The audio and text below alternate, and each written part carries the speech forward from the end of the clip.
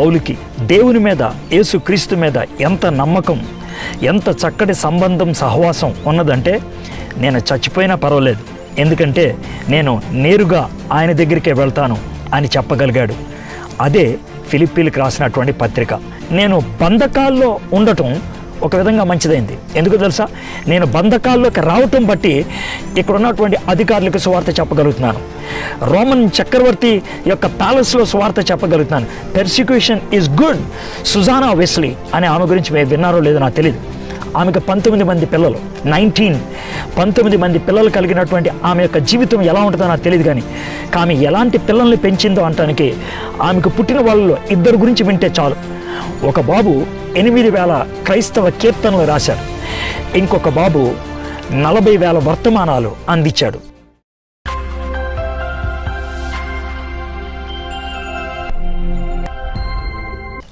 జైలులో ఉన్నటువంటి ఒక వ్యక్తి జైలు బయట ఉన్నటువంటి వ్యక్తులను ఆనందించండి, ఎందుకంటే నేను ఆనందంగా ఉన్నాను అని చెప్పడం చాలా వైవిధ్యంగా ఉంటుంది. ఆ విధమైనటువంటి వైవిధ్యత కేవలము క్రైస్తవుడు తన జీవితం మీద ఉన్నటువంటి ఒక ప్రత్యేకమైనటువంటి కోణాన్ని బట్టే అర్థం చేసుకోగలుగుతాం. ఆ విధమైనటువంటి మాటలు చెప్పినటువంటి వ్యక్తే అపోస్తలుడైనటువంటి పౌలు. ఆయన రాసినటువంటి ఉత్తరం పేరే ఫిలిప్పీలకు రాసినటువంటి పత్రిక. ఈ పత్రికలో క్రీస్తు యొక్క మనస్సు మనకి అర్థమవుతుంది. ఒక మానవుని యొక్క జీవితంలో సంతృప్తి, సంతోషం తాను చుట్టూ ఉన్నటువంటి పరిస్థితుల మీద ఏమాత్రం ఆధారపడి ఉండవని, దేవునితో తన మీద ఉండేటువంటి సంబంధం, నమ్మకం మీద ఆధారపడి ఉంటుందని చాలా స్పష్టంగా అర్థమవుతూ ఉంటుంది. అపోస్తలుడైనటువంటి పౌలుకి దేవుని మీద, యేసుక్రీస్తు మీద ఎంత నమ్మకం, ఎంత చక్కటి సంబంధం, సహవాసం ఉన్నదంటే నేను చచ్చిపోయినా పర్వాలేదు, ఎందుకంటే నేను నేరుగా ఆయన దగ్గరికే వెళ్తాను అని చెప్పగలిగాడు. అదే ఫిలిప్పీలకు రాసినటువంటి పత్రిక. ఈ పత్రిక ఎందుకు రాశారు?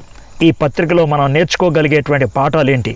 ఈరోజు మనం తెలుసుకోవడానికి ప్రయత్నం చేద్దాం.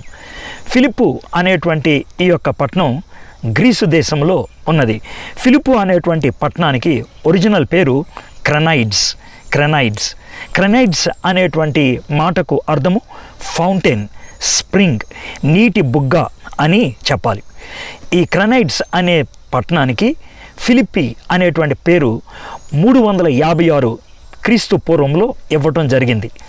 ఈ పేరు ఎందుకు ఇవ్వడం జరిగిందంటే ఆ పేరు కలిగినటువంటి వ్యక్తి ఆ పట్టణానికి పెట్టాడు. ఆయన పేరు ఫిలిప్ II ఆఫ్ మెసిడాన్. ఈయన ఈ యొక్క ప్రాంతాన్ని జయించి ఈ యొక్క పట్టణానికి తన పేరు పెట్టుకున్నాడు. ఆయన ఎవరో కాదు, ప్రపంచంలో మొట్టమొదటిసారిగా చక్రవర్తి అనిపించుకున్నటువంటి అలెగ్జాండర్ యొక్క తండ్రి. సముద్రానికి 16 కిలోమీటర్ల దూరంలో ఉన్నటువంటి ఈ యొక్క పట్టణము చాలా అందమైనటువంటి పట్టణము, చాలా ప్రాముఖ్యమైనటువంటి రహదారి మీద నిలబడి ఉన్నటువంటి పట్టణం. రోమ్ పట్టణం నుంచి ఈశాన్య ప్రాంతానికి వెళ్ళేటువంటి ఇగ్నేతియన్ హైవే, అప్పయన్ హైవే, ఈ 2 రోడ్లు కలిసేటువంటి ప్రాంతంలో ఉన్నది ఈ ఫిలిప్పు అనేటువంటి పట్టణం. క్రీస్తుపూర్వం 167లో దీన్ని గ్రీక్ సామ్రాజ్యం నుంచి రోమీలు గెలుచుకోవటం జరిగింది. ఎప్పుడైతే రోమీలు గెలుచుకున్నారో ఆ పట్టణాన్ని నెమ్మదిగా అభివృద్ధి పరచడం మొదలుపెట్టారు.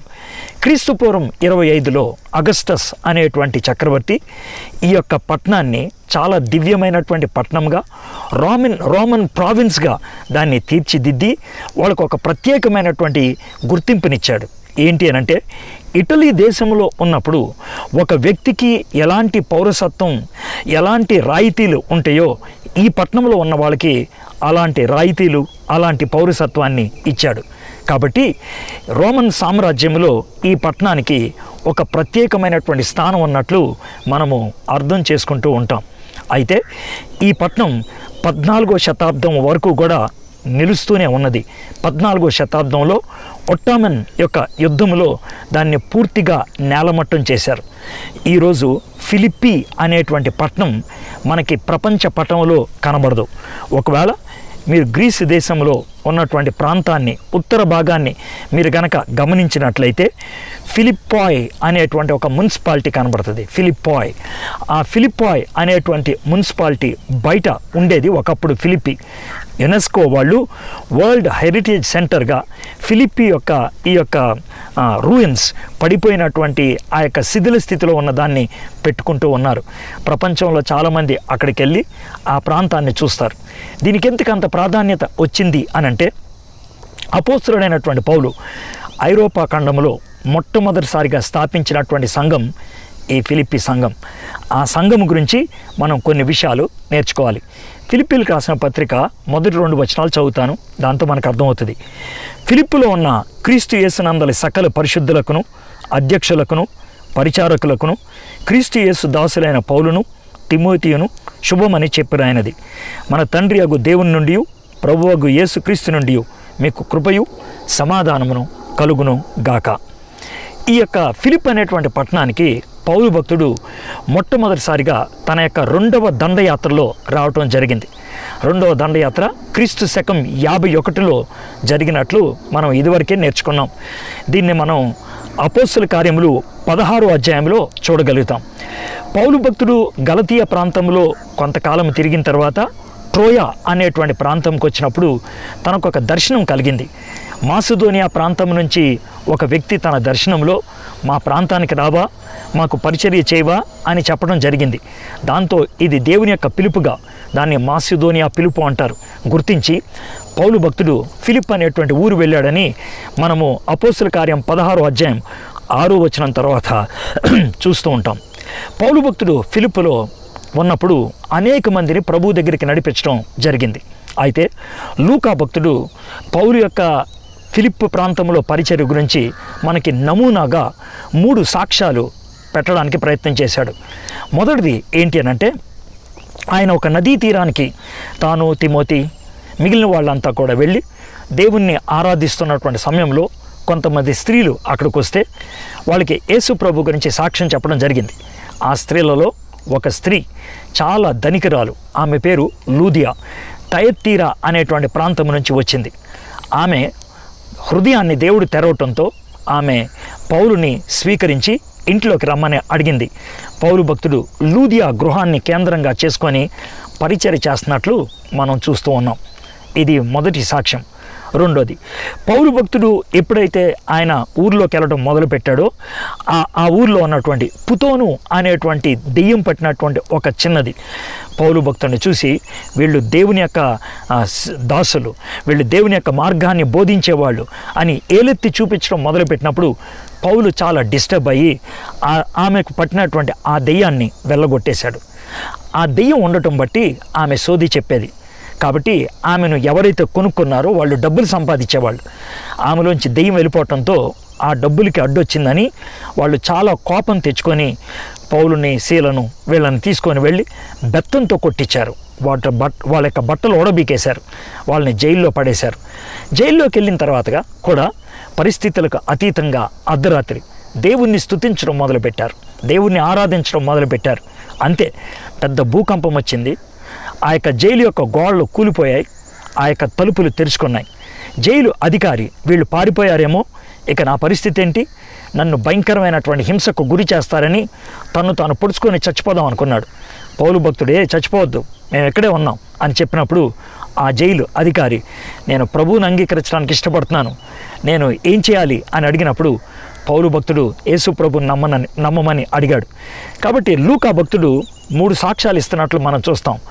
లూదియా ధనికురాలు, జైలు అధికారి మధ్య కుటుంబానికి చెందిన వ్యక్తి, పుతోను దెయ్యం పట్టినటువంటి ఆ యొక్క చిన్నది పేదది. ఈ 3 జాతుల వాళ్లను ఆయన చేరుకున్నాడు అంటానికి లూకా మనకు ఒక మాదిరి ఇచ్చినట్లు మనం చూస్తాం. వీళ్ళే కాకుండా 16వ అధ్యాయం 40వ వచనం చూసినట్లయితే ఇంకా మిగిలిన సహోదరులు ఉన్నట్లు వాళ్ళు తరచుగా దేవుణ్ణి ఆరాధించే వాళ్ళని మనం చూస్తూ ఉన్నాం. ఈ విధంగా ఫిలిప్ అనేటువంటి పట్టణంలో సంఘము స్థాపించబడటం అనేది జరిగింది. మనం 20వ అధ్యాయంలో మళ్ళీ ఒకసారి చూసినట్లయితే 3వ దండయాత్రలో ఎఫెసులో పరిచర్య చేసిన తర్వాత మరొక్కసారి ఆయన మాసిదోనియా ప్రాంతానికి వచ్చి ఫిలిప్కి రావటం జరిగిందని మనం చూస్తూ ఉన్నాం. ఇది ఒక విధంగా చెప్పాలంటే ఫిలిప్పులో పౌలు భక్తుడు పరిచర్య చేసినటువంటి విధానం. అయితే ఈ ఫిలిప్పీలకు రాసినటువంటి పత్రిక పౌలు భక్తుడు క్రీస్తు శకం 61, 62 ఆ ప్రాంతాల్లో రోమన్ జైల్లో, రోమన్ కారాగారంలో ఉన్నప్పుడు హౌస్ అరెస్ట్లో ఉన్నప్పుడు రాసినటువంటి 4 ఉత్తరాల్లో ఇది రెండవదిగా మనం చూస్తూ ఉన్నాం. ఈ ఉత్తరాన్ని 7 కారణాలతో రాసినట్లు మనం చూస్తూ ఉంటాం. ప్రాముఖ్యమైనటువంటి కారణం ఏంటి అని అంటే కృతజ్ఞత. ఫిలిప్పు పట్టణంలో ఉన్నటువంటి వాళ్ళు ఎపఫ్రొదితు అనేటువంటి వ్యక్తి ద్వారా కాస్త కానుకిచ్చి పంపించారు. పౌలు జైల్లో ఉన్నాడు కదా అని, అందుకనే థ్యాంక్స్ చెప్తూ రాస్తున్నాడు. ఇది మొదటి కారణం.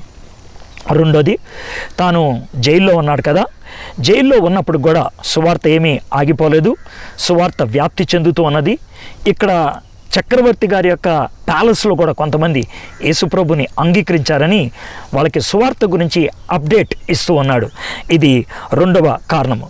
మూడోది, నాకు బాగా ఇష్టమైనటువంటి వ్యక్తి తిమోతి, ఆయన మీ దగ్గరికి పంపిస్తాను అని ప్రోత్సహించాడు. ఎపఫ్రొదితుకి జబ్బు వచ్చింది, చచ్చిపోయే పరిస్థితికి వచ్చాడనే వార్త కూడా తెలిసింది ఫిలిప్పులో ఉన్న వాళ్ళకి. అయితే వాళ్ళకి ప్రోత్సాహకరమైన మాట చెప్తున్నాడు, ఇప్పుడు బాగున్నాడు, ఆయన కూడా త్వరగానే పంపిస్తానని. ఇది మూడవ కారణం. నాలుగోది, అయ్యా జాగ్రత్త, కుక్కలు అంటే యూదామతాన్ని పాటించాలి అని బోధించేటువంటి వాళ్ళు వస్తారు, వాళ్ళ జోలికి వెళ్ళొద్దు, వాళ్ళ మాటలు వినొద్దు అంటున్నాడు. ఇది నాలుగవ కారణము.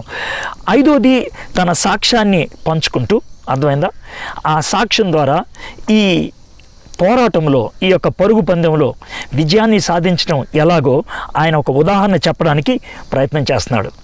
ఆరోది, కొంతమంది మధ్యన వ్యతిరేకతలు ఉన్నాయి, వాళ్ళ మధ్యన డిస్యూనిటీ, మనస్పర్ధలు ఉన్నాయి, వాటిని తొలగించుకొని ఐక్యత కలిగి ఉండమని చెప్తున్నాడు. చివరిది, ఏడోది, సమస్యలు ఉంటాయి, శ్రమలు ఉంటాయి, వాటి మధ్యన ధైర్యంగా నమ్మకంగా ఉండాలి అని చెప్తున్నాడు. ఈ 7 కారణాలతో ఆయన ఈ పత్రిక రాసినట్లు మనం చూస్తూ ఉన్నాం. అయితే అతి ప్రాముఖ్యమైనది ఈ యొక్క పత్రికలో 104 వచనాలు, 4 అధ్యాయాలు కలిగినటువంటి ఈ యొక్క పుస్తకంలో సుమారు 17 సార్లు సంతోషము, ఆనందము అనేటువంటి పదం, ఈ రెండింటిని పర్యాయ పదాలుగా తీసుకున్నట్లయితే 17 సార్లు ఈ పదాల్ని ఉపయోగించినట్లు మనం చూస్తుంటాం. కాబట్టి జాయ్ అనేది ఈ యొక్క పత్రికకు కేంద్రము అని చెప్పాలి. సంతోషము ఏ విషయాల్లో ఉంటుందని చెప్తున్నాడు మనం చూద్దాం. ఇక్కడ కూడా నేను 7 విషయాలు గమనించాను ఆయనకి సంతోషం ఎందుకు ఉంటుందనేది. మొదటిది, ప్రార్థనలో ఆయనకి సంతోషం అంట. మొదటి అధ్యాయం 4వ వచనంలో మీ గురించి ప్రార్థన చేస్తాం అనేది నాకు చాలా సంతోషం అని అంటున్నాడు. ఇది మొదటిది. రెండోది, సువార్త వ్యాప్తి చెందుతూ ఉంటే సంతోషం అంటున్నాడు. మొదటి అధ్యాయం 18వ వచనం, కక్ష చేతనను మిష చేతనను సువార్త బోధిస్తున్నారు, చాలు నాకు, అది సువార్త వ్యాప్తి చెందితే చాలు, నాకు సంతోషం అని చెప్తున్నాడు. ఇది రెండోది. మూడోది, దేవునితో ఒక విశ్వాసికి ఉండేటువంటి సంబంధం, సహవాసం తనకి సంతోషాన్ని కలిగిస్తుంది. ఫిలిప్పులో ఉన్నటువంటి వాళ్ళకి దేవునితో చక్కటి సంబంధం ఉందనేది తనకు ఆనందాన్ని కలిగిస్తుంది అంటున్నాడు. ఇది 3వ అధ్యాయం 1వ వచనం, 4వ అధ్యాయం 4వ వచనంలో మనం చూస్తున్నాం. ఐక్యత ఉంటే కనుక సంతోషంగా ఉంటుంది అనేది 2వ అధ్యాయం 2వ వచనంలో చెప్తున్నాడు. సమస్యల మధ్యన, శ్రమల మధ్యన కూడా ఆనందిస్తున్నాను అని చెప్తున్నాడు. 2వ అధ్యాయం 17వ వచనం, మీరే నాకు ఆనందం అని చెప్తున్నాడు. 4వ అధ్యాయం 1వ వచనం. ఇక 7వ అధ్యాయం 7వదిగా 4వ అధ్యాయం 10వ వచనంలో మీరు పంపించినటువంటి బహుమానం నాకు సంతోషం అని చెప్తున్నాడు. మొదటిది ప్రార్థన సంతోషం, రెండోది స్వార్థ వ్యాప్తి కలిగించడం సంతోషం, మూడోది దేవునితో సంబంధం సంతోషం, నాలుగోది ఐక్యత కలిగి ఉండటం సంతోషం, ఐదోది సమస్యల మధ్యన సంతోషం, ఆరోది ఫిలిప్పీ సంఘస్థులే నాకు సంతోషం అని చెప్తున్నాడు, ఏడోది మీరు పంపించిన బహుమానం నాకు సంతోషాన్ని కలిగించింది. కాబట్టి సంతోషం అనేది ఈ యొక్క పత్రిక యొక్క ప్రాముఖ్యమైనటువంటి అంశం. అయితే ఈ పత్రిక 4 అధ్యాయాలు, ప్రతి అధ్యాయంలో ఒక కీ వర్స్ కనబడుతుంది. కీ వర్స్ అంటే అతి ప్రాముఖ్యమైనటువంటి వచనం. ఆ వచనం చుట్టూ కూడా ఆ అధ్యాయము అల్లుకొని ఉన్నట్టు మనం చూస్తూ ఉంటాం. అవేంటో మీకు చెప్తాను. మొదటి అధ్యాయంలో 21వ వచనం, నా మట్టుకైతే బ్రతుకుట క్రీస్తే, చావు అయితే లాభము. కాబట్టి క్రీస్తు కోసమే బతకాలి. Christ is my life, Christ our life. ఇది మొదటి అధ్యాయం. క్రీస్తే నా జీవం, ఇది మొదటి అధ్యాయం. 2వ అధ్యాయంలో 5వ వచనం కీలకమైంది. క్రీస్తు యేసు కలిగిన ఈ మనసు మీరును కలిగి ఉండండి. క్రీస్తు యేసు కలిగినటువంటి మనసును మనం కలిగి ఉండాలి. Christ is our model. క్రీస్తే మనకి మాదిరి. క్రీస్తే మనకి జీవం, క్రీస్తే మనకి మాదిరి. అది 2వ అధ్యాయం.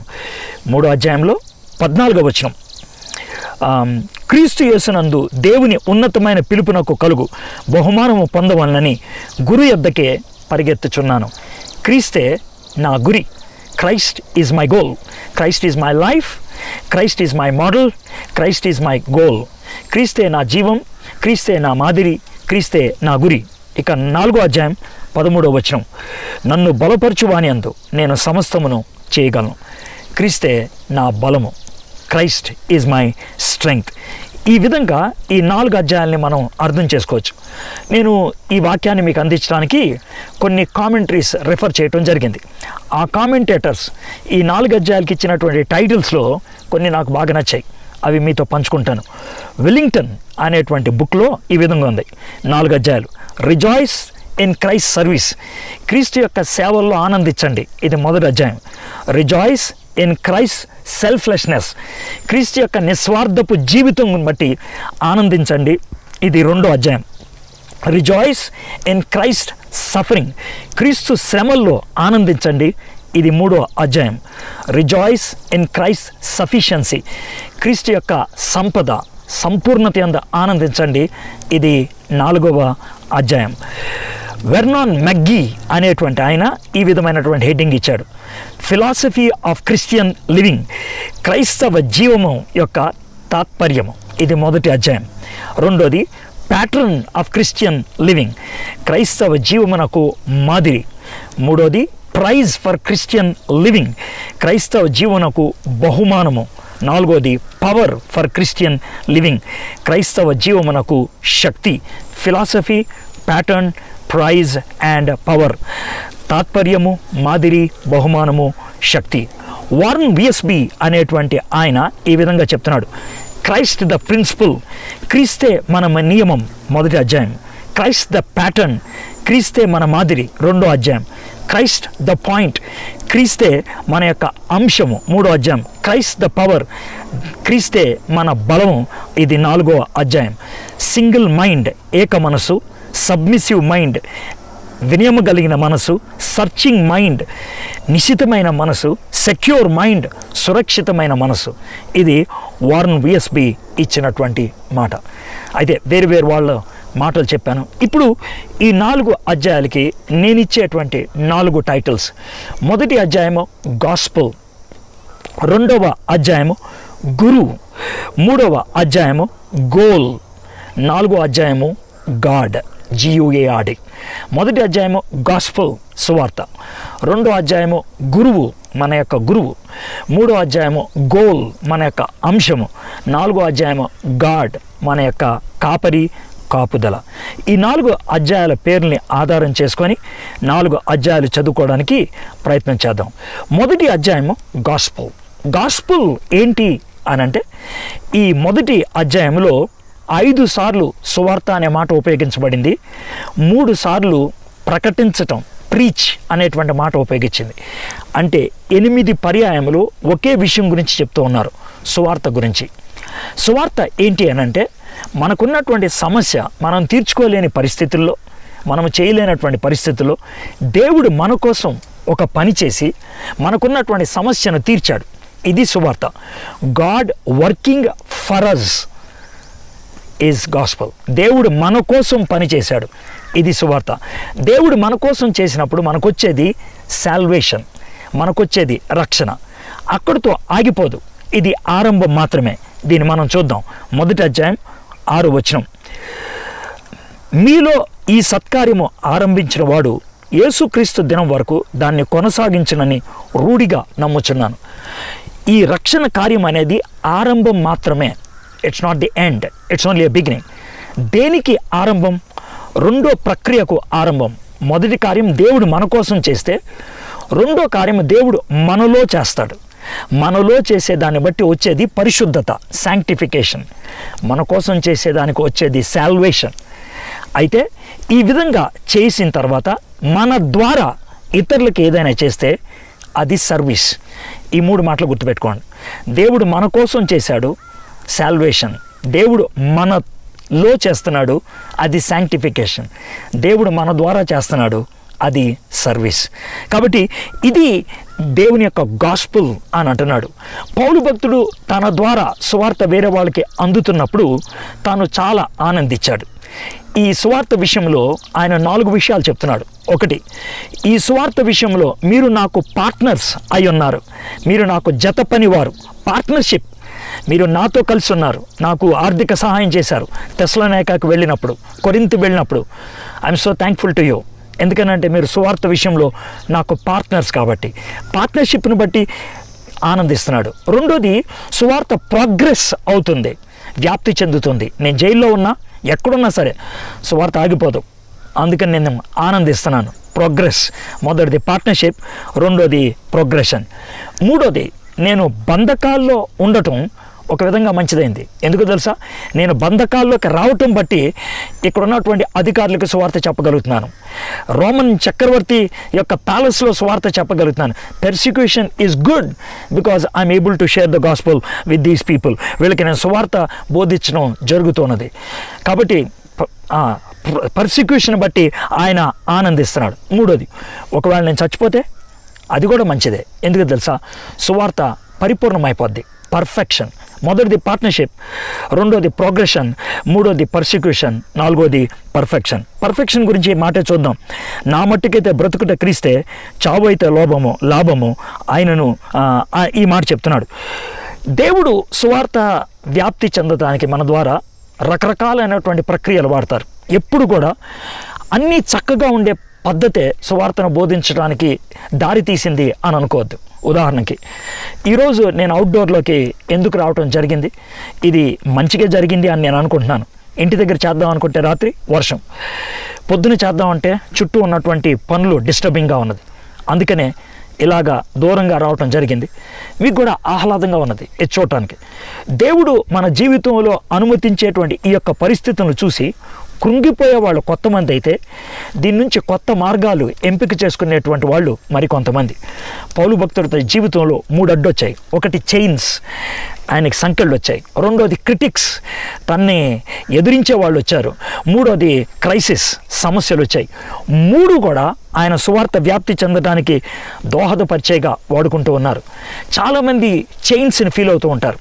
చాలామంది ఆడవాళ్ళు, నాకు పిల్లలు ఉన్నారు, నా పిల్లలు చిన్నోళ్ళు, పాలిచ్చేటువంటి పిల్లలు, 4-5 పిల్లలు ఉన్నారు, ఈ పిల్లలు ఉండబట్టి నేను దేవునికి దగ్గర అవ్వలేకపోతున్నాను అని అంటూ ఉంటారు. సుజానా వెస్లీ అనే ఆమె గురించి మీరు విన్నారో లేదో నాకు తెలియదు. ఆమెకు 19 మంది పిల్లలు, 19 మంది పిల్లలు కలిగినటువంటి ఆమె యొక్క జీవితం ఎలా ఉంటుందో నాకు తెలియదు. కానీ ఆమె ఎలాంటి పిల్లల్ని పెంచిందో అంటానికి ఆమెకు పుట్టిన వాళ్ళలో 2 గురించి వింటే చాలు. ఒక బాబు 8,000 క్రైస్తవ కీర్తనలు రాశాడు. ఇంకొక బాబు 40,000 వర్తమానాలు అందించాడు. వాళ్ళు 2 ఒక దేశాన్ని ఉజ్జీవపరిచారు. ఆ 2 ఎవరో కాదు, John Wesley, Charles Wesley. Susanna Wesley 19 మంది పిల్లలు ఉన్నారు నాకు, నేనేం చేయలేను అని అనుకోలేదు. ప్రతి బాబు గురించి, ప్రతి పాప గురించి ప్రతిరోజు అర్ధగంట ప్రార్థన చేసేదంట. ఇన్ని సమస్యల మధ్యన ఇంతమంది పిల్లల్ని పెంచేటువంటి, వాళ్ళ బట్టలు ఉతకటం, వాళ్ళకి పాలు ఇవ్వటం, వాళ్ళని పెంచటం, ఇవన్నీ చేస్తూ కూడా దేవుని భక్తిలో పెంచగలిగింది. సమస్యలు ఆమెకేమీ అడ్డు కాదు. ఫానీ క్రాస్బీ అనేటువంటి ఆమెకు 6 సంవత్సరాలు అప్పుడు కళ్ళు పోయాయి.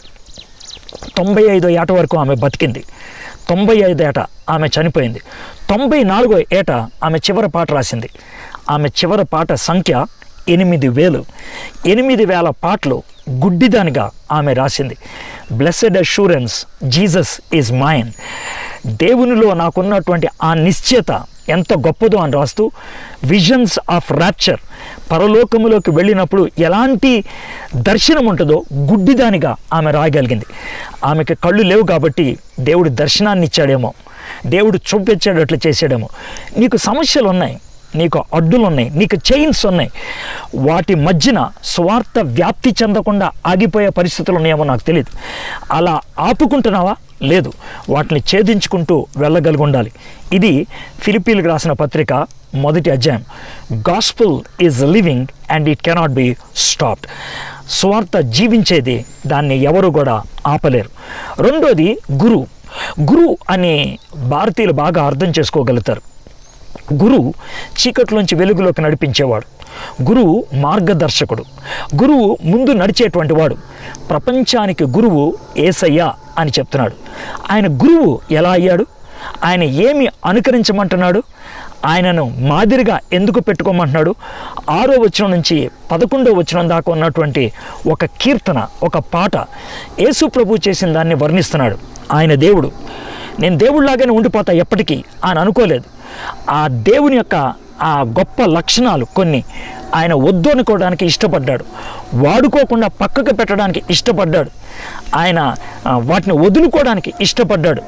ఈ లోకంలోకి మనిషిగా కొంతకాలం కోసం కాదు, నిరంతరము ఆ మార్పుని ఆయన తెచ్చుకోవడానికి ఇష్టపడ్డాడు.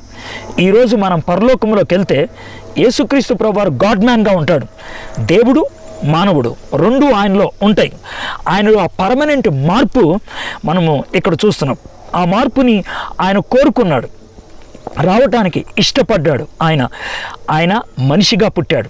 అంతేకాదు దాసుని స్వరూపము ధరించుకున్నాడు. దాసుడుగా విధేయత చూపిస్తూ సిలువ మీద చచ్చిపోవడానికి ఇష్టపడ్డాడు. ఆ చావు, ఆ విధమైనటువంటి త్యాగం, ఆ విధంగా విధేయత చూపించడం బట్టి తండ్రి ఆయన్ని ఉన్నతమైనటువంటి స్థానానికి తీసుకెళ్ళాడు. దాన్ని పారబోలా అంటారు. ఆ విధంగా తగ్గించుకున్నాడు, ఆయన హెచ్చింపబడ్డాడు. కాబట్టి మనల్ని మనం తగ్గించుకోవడానికి ఇష్టపడ్డాలి. యేసుక్రీస్తు ప్రభువారు చేసినటువంటి కార్యం ఏదైతే మనం అంగీకరించమో దానికి ఆపోజిట్ని అంగీకరిస్తామని అర్థం. ఈ పదాలు గుర్తుపెట్టుకోండి. యేసయ్య చెప్పిన మాట దై విల్, తండ్రి నీ చిత్తం నెరవేరాలి. అయితే దానికి ఆపోజిట్ ఏంటి తెలుసా? My will. ఇది లూసిఫర్ చెప్పినటువంటి మాట. యెషయా గ్రంథం 14వ అధ్యాయం 12 నుంచి 15 దాకా. ఈ రెండే ఉన్నాయి. There is no third option. Either thy will or my will. అయితే తండ్రి చిత్తము లేకపోతే నా చిత్తము. మధ్యస్థపు స్థాయి మనకి లేదు. నువ్వు ఎవరి చిత్తం చేస్తున్నావు? నువ్వు తండ్రి చిత్తం చేసే వ్యక్తివైతే ఇతరులకు ఆశీర్వాదం అవుతావు, క్రీస్తు మాదిరిని పాటించినటువంటి వ్యక్తివి అవుతావు.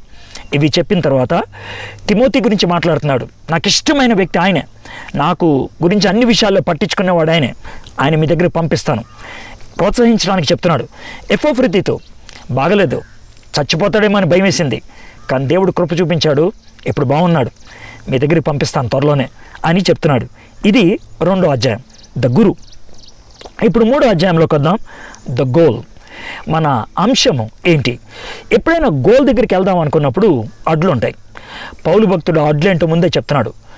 యూదా మతానికి చెందినటువంటి వాళ్ళు అనవసరమైనటువంటి కొన్ని నియమాల గురించి చెప్తారు. అది చేయాలి, ఇది చేయాలని. వాళ్ళని ఎంత చెడ్డ మాటలు ఉపయోగిస్తున్నాడంటే కుక్కలు, దుష్టులు అనేటువంటి మాటలు ఉపయోగిస్తున్నాడు. మనకి దేవుడు సమస్తాన్ని సాధించి మన చేతిలో పెట్టాడు. కాబట్టి రక్షణ కోసం మనం చేయాల్సింది ఏమీ లేదు. మన రక్షణ కొనసాగించుకోవాలి. రక్షణ దేవుడు మనకిచ్చిన దాన్ని కాపాడుకోవాలి. అది మన నుంచి దొంగిలించకుండా చూడాలి. ఈ నియమాలు, నిష్టలు పాటించడం అనేది ఒక విధంగా ఆ రక్షణ ఆనందాన్ని దొంగిలించడమే. అది మన జీవితంలో జరగకుండా ఉండడానికి ప్రయత్నం చేయాలి. అందుకనే 6వ వచనం నుంచి అధ్యాయం చివరి దాకా తన జీవితాన్ని 3 భాగాలుగా విభజించి చెప్తున్నాడు. ఒకటి పాస్ట్, రెండోది ప్రజెంట్, మూడోది ఫ్యూచర్. పాస్ట్ 4 నుంచి 6 దాకా నేను ఒక యూదుణ్ణి, నిష్ట కలిగినటువంటి యూదుణ్ణి. నా అంత నిష్ట బహుశా ఎవరు చేసుండ్రు. అయితే 7వ వచనంలో ఏమన్నాడు తెలుసా? అయినను అవేవి నాకు లాభకరములై ఉండెనో వాటిని క్రీస్తు నిమిత్తము నష్టముగా ఎంచుకుంటుని. అవన్నీ లాభం అనుకున్నా, ఇప్పుడు వాటిని నష్టంగా ఎంచుకుంటున్నా, పెంటగా ఎంచుకుంటున్నా. That is my past. ఇక దాని గురించి నేను చెప్పాల్సిన అవసరం లేదు. తన ప్రజెంట్ గురించి ఎక్కువ మాట్లాడుతున్నాడు. 8 నుంచి 16 వచనం దాకా. దాంట్లో ప్రాథమికంగా ఒక మాట చెప్తున్నాడు. 10వ వచనం, ఏ విధము చేతనైనను మృతుల్లో నుండి నాకు పునరుద్ధానం కలగవలనని ఆయన మరణ విషయములో సమానుభావము గలవాడినై ఆయనను ఆయన పునరుద్ధాన బలమును ఎరుగు నిమిత్తమును ఆయన శ్రమలలో పాలువాడునగుటకు ఎట్టిదో ఎరుగు నిమిత్తమును సమస్తమును నష్టపరుచుకొని వాటిని పెంటతో సమానంగా ఎంచుకొనుచున్నాను. పౌలు భక్తుడు చాలా ఖచ్చితంగా హీ హ్యాస్ ఎ డిజైర్, ఒక ఆశ ఉన్నది. It is the desire that gave him direction. తనకున్నటువంటి కోరిక తనకి ఒక మార్గాన్ని సరళం చేసింది. డిజైర్ డైరెక్షన్ ఉన్నది కాబట్టి దాన్ని సాధించాలి అనేటువంటి తనకు అప్పగింపు ఉన్నది. తను తాను అప్పగించుకున్నాడు. డివోషన్, సమర్పణ అనేది ఉన్నది. ఆ డివోషన్ ఉన్నది కాబట్టి అడ్డులు ఏమున్నా కూడా తొలగించుకుంటున్నాడు. డిసిప్లిన్ ఉన్నది. ఈ విషయాల్ని చెప్తూ గురు యొద్దకే నేను పరిగెత్తుచున్నాను అని చెప్తున్నాడు. ఇక చివరికి 17 నుంచి 21 వచనం దాకా తన పౌరస్థితి తన భవిష్యత్తు గురించి మాట్లాడుతున్నాడు. మొదట పూర్వస్థితి, తర్వాత పౌరస్థితి. మన సిటిజన్షిప్ అయితే పరలోకంలో ఉన్నది. ఈ యొక్క దీన శరీరాన్ని మహిమగల శరీరంగా మార్చగేదే దేవుని యొక్క కృప, దేవుని యొక్క రక్షణ, దేవుని యొక్క సువార్త అని చెప్తున్నాడు. ఇది 3వ అధ్యాయం. ఇక 4వ అధ్యాయంలోకి వచ్చేప్పటికి గాడ్, నీ యొక్క హృదయాన్ని కాపాడుకోండి. గాడ్ యువర్ హార్ట్స్, దేని నుంచి కాంప్రమైజ్ అవ్వద్దు, రాజీ పడొద్దు, కరప్ట్ అవ్వద్దు, జీవితాన్ని భ్రష్టు పట్టేటట్లు చేయొద్దు. కృతజ్ఞతాభావం ఉండాలి, సంతృప్తికరంగా ఉండాలి, దేవుని మీద పరిపూర్ణంగా ఆనుకోవాలి. ఈ 3 విషయాలు చెప్తున్నాడు. సమస్యలు ఉంటాయి, కష్టాలు ఉంటాయి, ఇబ్బందులు ఉంటాయి. దేవుని మీద ఆనుకున్నట్లయితే, ఉన్నదాంతో సంతృప్తిగా ఉండటం నేర్చుకున్నట్లయితే, ఆత్మీయత విషయంలో కాదు సంతృప్తి, ఆర్థిక పరిస్థితి విషయంలో సంతృప్తి, హోదా విషయంలో సంతృప్తి, ఆ సంతృప్తి కనుక మీకు ఉన్నట్లయితే, దేవుని మీద మీరు పూర్తిగా ఆనుకున్నట్లయితే మీ జీవితంలో కృతజ్ఞత అనేది ఉంటుంది. ఆనందించగలుగుతారు. Rejoice, and again I say rejoice. ఆనందించడి, మళ్ళా చెప్తున్నాను, ఆనందించడి అని చెప్తున్నాడు. ఆ ఆనందం కంటెంట్మెంట్లో ఉంటుంది. మన జీవితంలో సంతృప్తిగా మనం ఫీల్ అవుతున్నప్పుడు ఉంటుంది, సంతృప్తిని అనుభవిస్తున్నప్పుడు. ఆ యొక్క ఆనందము అనేది దేవుని మీద ఉన్నటువంటి కమిట్మెంట్ మీద, దేవుని మీద ఆనుకోవటం బట్టి మనకి ఉంటుంది. ఒక సాక్ష్యం మీతో పంచుకోవాలని ఇష్టపడుతున్నాను. నవంబర్ 1వ తారీఖు 1887 సంవత్సరం విలియం బోర్డన్ అనేటువంటి ఒక బాబు పుట్టాడు. ఆ బాబు పుట్టింది సాధారణమైనటువంటి మనిషి కాదు.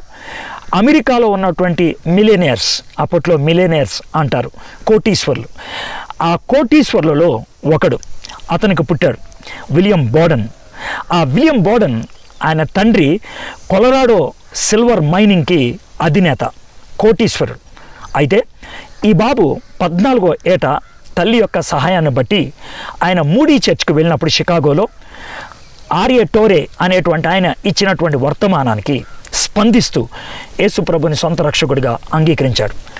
వాళ్ళెంత ధనికులో ఆ కుటుంబం అర్థమవడానికి చిన్న ఉదాహరణ. 16వ ఏట విలియం బోర్డన్ని వాళ్ళ నాన్నగారు ప్రపంచం చుట్టూ తిరిగి రమ్మని 2 నెలల్లో టికెట్ కొనిచ్చాడు. కొన్ని కోట్లు ఖరీదు ఉంటుంది. అప్పటికే మారు మనసు పొందినటువంటి వ్యక్తి ఈయన ప్రపంచం చుట్టూ తిరుగుతున్నాడు.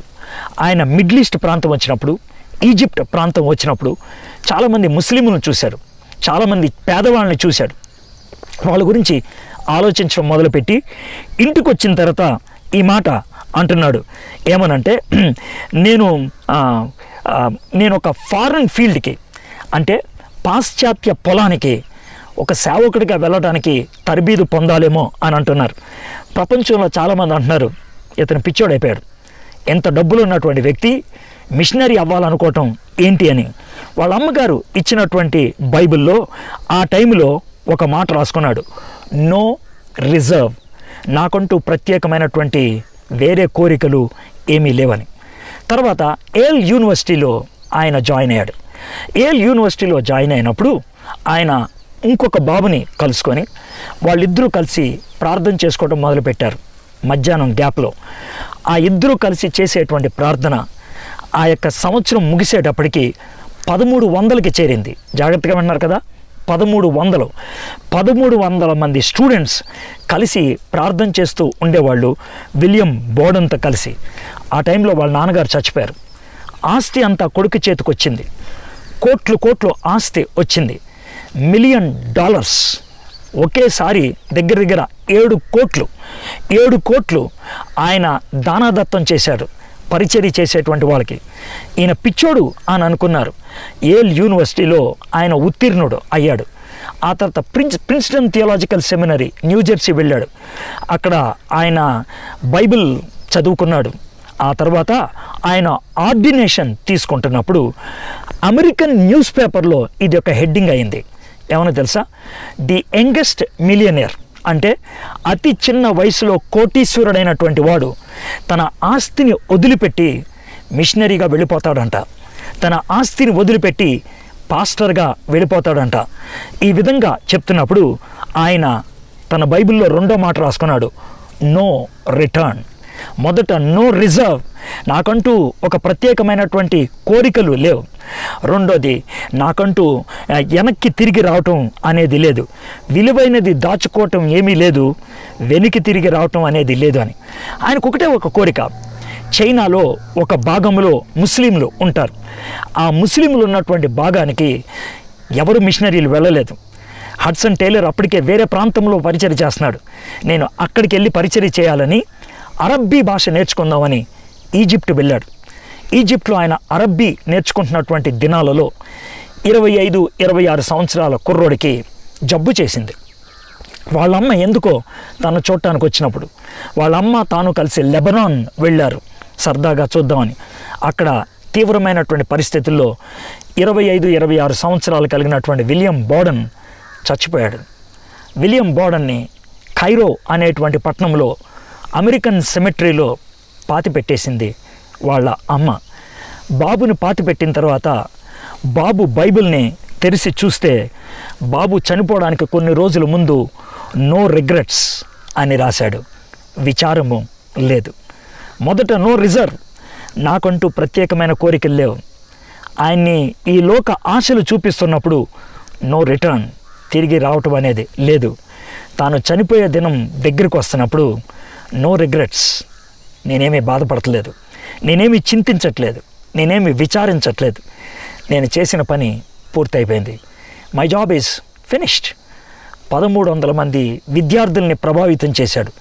చాలామంది అనుకుంటారు 25 సంవత్సరాల విలియం బోర్డన్ జీవితం పూర్తి కాలేదు కదా అని. ఎందుకు అనుకుంటున్నారు? కొన్ని వేల మంది, కొన్ని లక్షల మంది ఆయన యొక్క జీవితాన్ని బట్టి ప్రభావితమయ్యారు. అమెరికాలో ఉన్నటువంటి ప్రముఖ న్యూస్ పేపర్స్ అంతా కూడా ఆయన యొక్క జీవితాన్ని, ఆయన యొక్క జీవిత చరిత్రను ఈ 3 మాటలతో హెడ్లైన్స్ ఇచ్చి పంపించారు. No reserves, no returns, no regrets. నువ్వు చచ్చిపోకముందు ఈ మాట చెప్పగలవా? No regrets. ప్రస్తుతం నీ జీవితానికి నో రిజర్వ్స్ అని చెప్పగలవా? దేవుడు పంపించే మార్గంలో ముందుకెళ్తూ నో రిటర్న్ అని చెప్పగలవా? అది సంతోషాన్ని ఇచ్చేటువంటి జీవితం. నాకు చావు అయితే మేలు అనే మాట ఎందుకని చెప్పగలుగుతున్నాడు? ఎందుకంటే నేను క్రీస్తు దగ్గరికి వెళ్ళిపోతాను కాబట్టి. ఇది పౌలు భక్తుడు చెప్తున్నాడు. When you have a goal, when the gospel is your goal, సువార్తని ఇతరులకు అందించడమే నీ యొక్క గురి అనుకుంటే చచ్చిపోవడానికైనా నువ్వు ఇష్టపడతావు. ఆ చావు నీకు ఆనందాన్ని ఇస్తుంది, ఆ శ్రమ నీకు అనుభూతినిస్తుంది. అలాంటి జీవితాన్ని మీరు జీవించగలుగుతున్నారా?